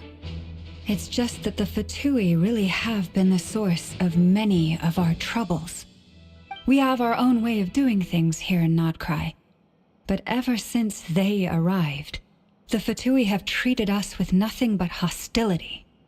I know there's been a lot of bad blood between us in the past. I've done my utmost to avoid friction whenever I could. But sometimes fundamental conflicts of interest simply can't be settled amicably. That's why I'm here solely in a personal capacity. This has nothing to do with the Fatui. As a gesture of good faith, I'll be frank. I can help Columbina track down the iridescent moon's marrow, which will help her restore more of her power. Anyway, what else is on the agenda? Let's begin. She says she'll be frank, then completely skips over the details. Looks like she doesn't want to give away too many secrets after all. But she clearly wants to change the subject. It'd be awkward if I tried to bring it up again now. I guess we'll just have to go along with it. She's the fourth of the Fatui Harbingers after all. One look and you can tell she's not someone you'd want to mess with.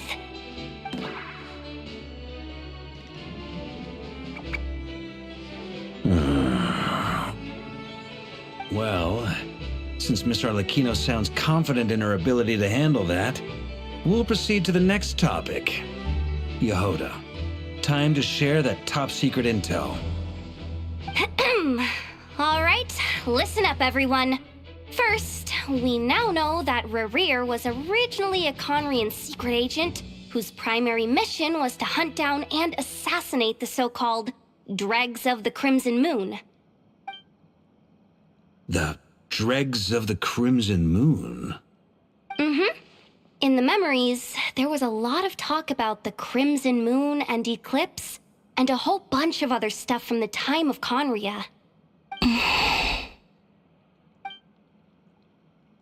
To my knowledge, those were the names of two different Conrian dynasties.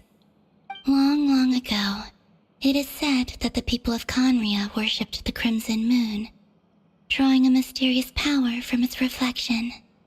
But one day, A coup saw the Crimson Moon eclipsed, hence the name of the new dynasty that replaced it, and how it became the new emblem of Conria. Still, long after the Crimson Moon dynasty had fallen, the last ruler of the Eclipse dynasty, the Vinster King, still coveted the secrets it left behind. So, he sent the Rehir of Solnari to secretly hunt down the Crimson Moon's few remaining followers. In those days, Rerir showed no signs of madness. In fact, he was as normal as any other person. Oh, and he had a fiancé, or at least a would-be fiancé, called Tholindis. What's the matter?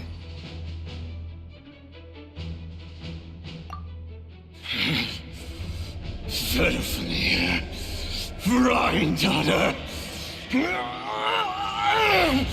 Flinders.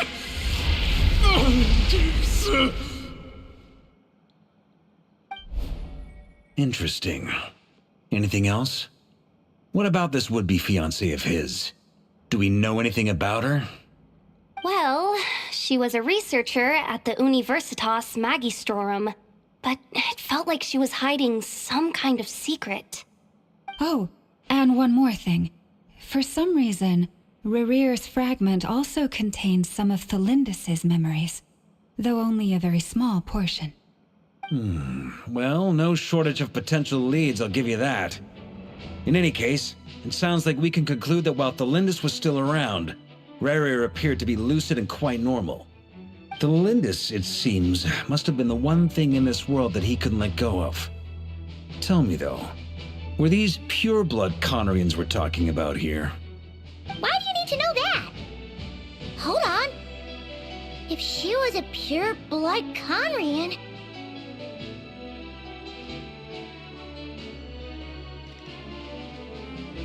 Oh yeah! Just like how it was with the captain! If we could somehow find her, do you think there's any chance Rerir might regain some of his sanity? It's possible, but it would take a miracle. We can't pin all our hopes on that. That merchant who never knows, Dori Sangama Bay. Maybe we could hire her to look into it. All right, then. Let's keep working in our separate teams. Traveler, Paimon, Kutar, and Miss Arlecchino will go look for the iridescent moon's marrow. As for the others... On the way over here, I noticed that the wild hunt monsters had grown even more frenzied in their search for Kutar. At this rate, the people living here will be in grave danger too. So I'm thinking of gathering together some of our followers to go wipe them out. I'll head back to the curatorium and meet up with the boss. Feels good knowing we've all got something to be getting on with. Given that the Wild Hunt has been a lot more active lately, the Lightkeepers have likely begun their own operations too. If that is the case, someone will need to pass the news on to Flint's. I'll hold the fort for now, then discuss our next move with Flint's, Aino, and Anefa when they get back. Alright then. Well, the clock's ticking. If that's everything, we'll be on our way. We'd better get moving too. We'll try to buy you as much time as we can. Relax. Just do your thing. Now, I decided to call in some backup since things are getting so hairy. Our reinforcements should be here any minute now. Stay safe, everyone. Dismissed.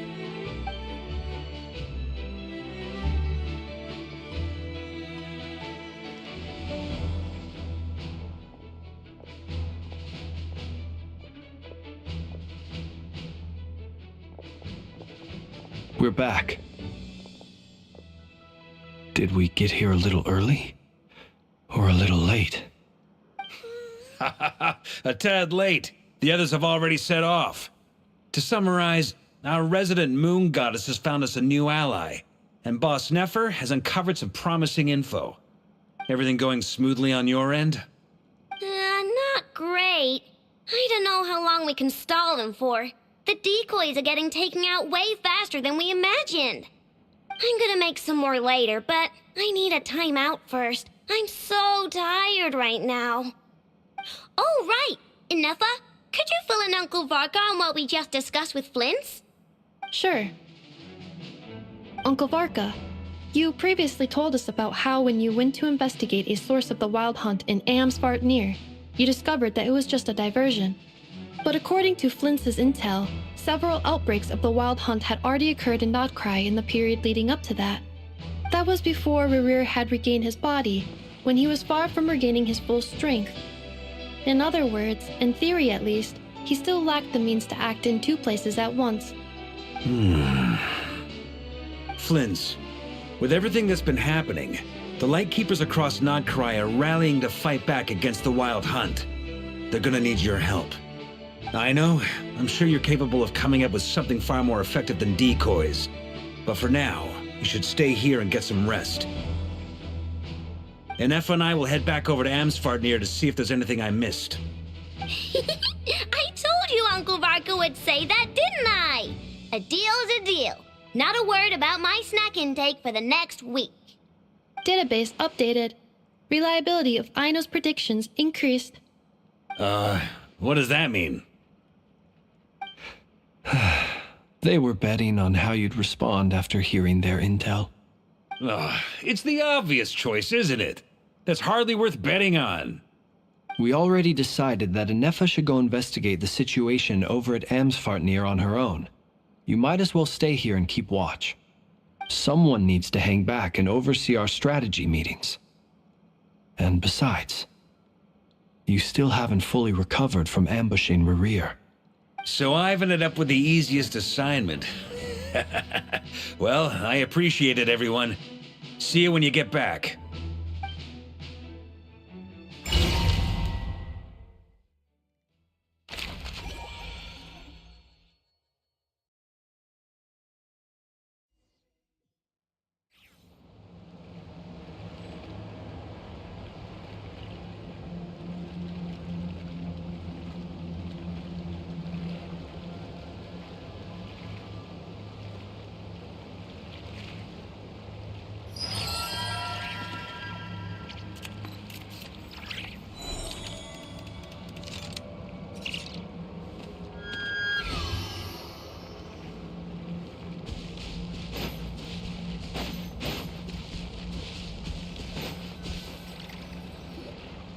Here, this will serve as a good spot to cross over. Arlecchino, hold up a second.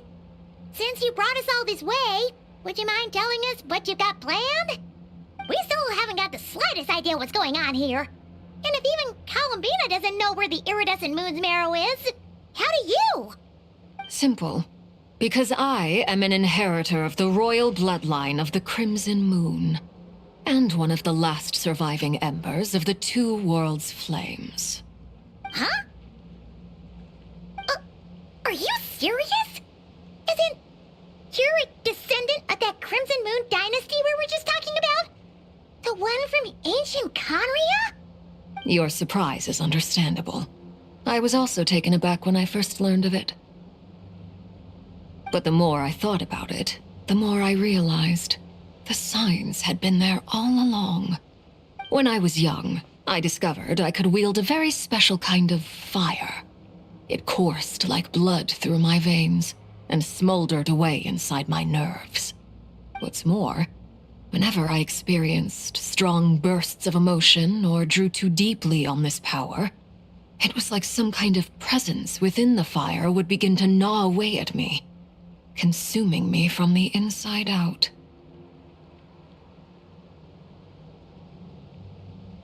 Exactly.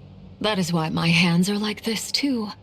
At first, I saw it only as a curse, but once I became a harbinger, the Jester apprised me of the truth. Together with my own investigations, over the past few years, there are several things that I have gradually come to understand. For instance, take the so-called Crimson Moon. In truth, it is nothing more than the shattered remnants of the iridescent moon, fused with the abyss to prolong its lifespan. Since this blood flame was bestowed upon me by the Crimson Moon, it is a fusion of the iridescent moon's former power and the corruption of the abyss. You all understand the nature of the abyss well enough. I draw upon its power, and in return, It hungers for my soul. This strange blackness is the mark of corruption it has left behind. If I recall correctly, you once told me that if the corruption ever made it to your heart, you'd become a completely different person. Yes, and that's the reason I'm always careful not to push my power too far. It's essentially a never-ending tug of war. Whew. Sounds intense. Anyway, the rest of my story can wait. Is there anything else about the Crimson Moon or the Iridescent Moon that you're unclear about? Paimon has a question. So, the Crimson Moon that the Karians used to worship was actually the Iridescent Moon, right? Which was one of the 3 moon sisters. Does that mean that the Karians were to the Crimson Moon as the Frost Moon Scions are to the Frost Moon? So much of that history has been lost. We have no way of knowing exactly what they were like. But I would suspect that the Conrians weren't as devout in their moon worship as it might appear. The iridescent moon's remains simply served as their link to the Abyss. Later on, perhaps someone discovered a way to make direct contact with the Abyss. Or maybe there was some kind of ideological divide. Either way, a dissenting faction staged a coup and drove out the royal heirs of the Crimson Moon dynasty. Still, even with the dark sun looming high overhead, the Crimson Moon's glow never truly faded. If you want living proof, it's standing right before you. The first time we met, I sensed something familiar in your presence. When I looked at you, I felt I could see that mysterious red moon in the corner of my eye. In your flames, I saw its broken image, surrounded by a strange black aura. Well, I appreciate that you kept it to yourself. Much about the Crimson Moon is still a mystery, and I'd prefer not to end up as the object of an insane research project. Anyway, time is against us here, so if there's any other questions, they'll have to wait. I just want to make sure I've got one thing straight. In her letter, Sandrone mentioned that since you are unable to contain the iridescent moon's marrow yourself, you intend to leave it in my custody. Correct? That's right. For now, it's the only way I can pay you back for your help. The iridescent moon is already part of who you are, so with its marrow in your possession, you'll be even more powerful than before. Deal. Then let's get started. Get what started? What does this place have to do with the Crimson Moon? When I first became a Harbinger, the Jester gave me a book called Paranhari, also known as Leobranto Inamorato. You should be able to buy a copy next time you're in Fontaine. It's a love story set in the Crimson Moon era. But setting aside the tangled romances of its characters, it also records a few interesting details. In the Crimson Moon era, or so the story goes, there was an orphanage that received children from beyond the bounds of this world, and subjected them to a peculiar induction ceremony. Beyond the bounds of this world? For real? And what kind of induction ceremony? The Crimson Moon sages looked beyond this world for beings with powers that surpassed the gods. But fearing they might lose control, they subjected these children to a process of refinement. They made these children crawl up a fireplace and kept asking them, "Have you died? Did you see it?" Until they finally admitted to having died and seen a crimson moon. The adults embraced the children who passed the ritual, telling them, "Within the fireplace, you have traversed the flames between 2 worlds. Here and now, you are born anew." The book leaves much unsaid, but I suspect that this was their way of branding the children they had enrolled, leaving an indelible mark upon them so that they would forever live in the Crimson Moon's light. That explains why I can't sense the Crimson Moon's marrow in this world. It makes sense that it would be sealed in a special space that can only be accessed temporarily through some kind of ritual. fireplace here. Do you see a chimney anywhere? Oh, are we supposed to build it ourselves? Okay, fine. Paimon will go find some bricks. That won't be necessary. The fireplace is purely symbolic. The key to the ritual is crossing the flames between two worlds. In other words, the flames that burn within me. Those burned away by such flames leave behind a kind of ghostly afterimage in the world. In the days of Conria, people believed they could be used to bridge the gap between the two worlds of life and death. In short, I can open a passage to that space for you. That's the easy part. The catch is I'll need to stay on this side to keep the passage open, so I won't be able to come with you. Once you're inside, you'll have to find your own way.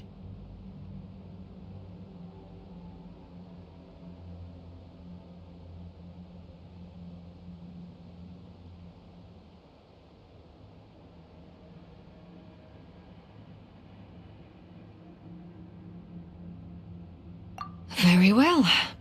Then I'll open it up. Traveler, spare me a little more moonlight if you would. I may need it.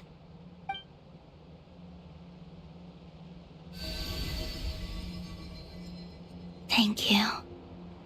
I feel like I've recovered some of my strength now. It should be enough to move us across short distances and confront whatever dangers might await.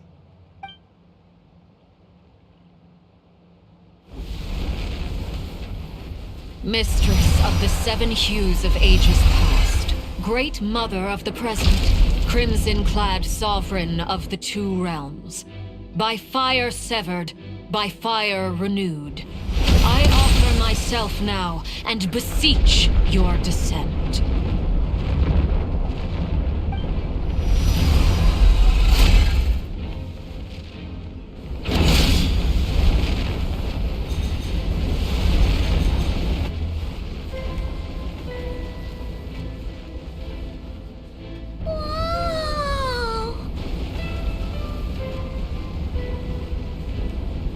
One word of advice. As you're crossing over, no matter what voices you hear, do not answer.